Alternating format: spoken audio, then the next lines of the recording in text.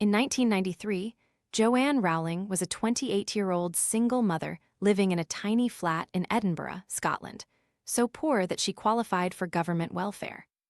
Her marriage to a Portuguese journalist had ended after 13 months.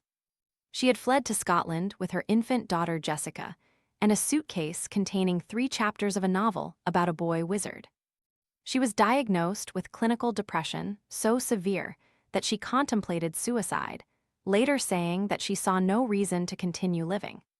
She would describe this period as the rock bottom that became the solid foundation she rebuilt her life on.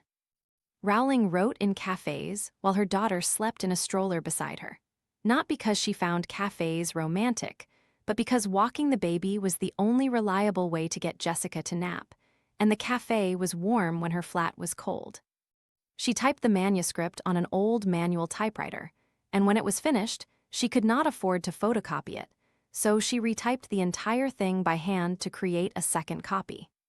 The book was Harry Potter and the Philosopher's Stone, and she sent it to 12 publishers. Every single one rejected it. The manuscript sat in a pile at the small London publishing house Bloomsbury until the chairman's 8-year-old daughter, Alice Newton, was given the first chapter to read. She devoured it and immediately demanded the next chapter. On that child's enthusiasm, Bloomsbury offered Rowling a contract with an advance of £1,500, roughly $2,000. Her editor told her she should get a day job because there was no money in children's books. The first print run was 500 copies, and 300 of those went to libraries. Harry Potter and the Philosopher's Stone was published on June 26, 1997, and word of mouth began to build slowly. Children who read it told their friends. Teachers read it aloud in classrooms. Within months, the book had won the Nestle Smarties Book Prize and the British Book Awards Children's Book of the Year.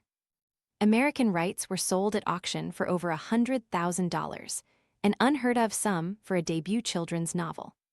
The second book came out in 1998, the third in 1999, and by the time the fourth book, Harry Potter and the Goblet of Fire, was published in 2000. The series had become a global phenomenon unlike anything the publishing world had ever seen. The numbers are staggering. The 7 Harry Potter books have sold over 600 million copies worldwide, making them the best-selling book series in history. They have been translated into over 80 languages, including Latin and Ancient Greek. The 8 film adaptations grossed over $7.7 billion at the global box office.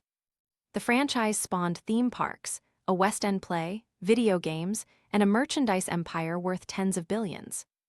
Rowling became the first author in history to become a billionaire solely from writing books. But what makes Rowling's story extraordinary is not the money or the fame. It is where she started. She has spoken repeatedly about the power of failure, telling Harvard's graduating class in 2008 that failure taught her things about herself that she could never have learned any other way. She discovered that she had a will strong enough to survive, and that she had friends whose value was truly above rubies. She said that rock bottom became the foundation on which she rebuilt her life, and that the knowledge that she had emerged from failure stronger and wiser was one of the greatest gifts she ever received. Rowling has given away over $160 million to charity, focusing on children's welfare, poverty alleviation, and multiple sclerosis research. She founded the Lumos Foundation to help end the institutionalization of children worldwide. The woman who once could not afford to photocopy a manuscript became one of the most generous philanthropists in Britain.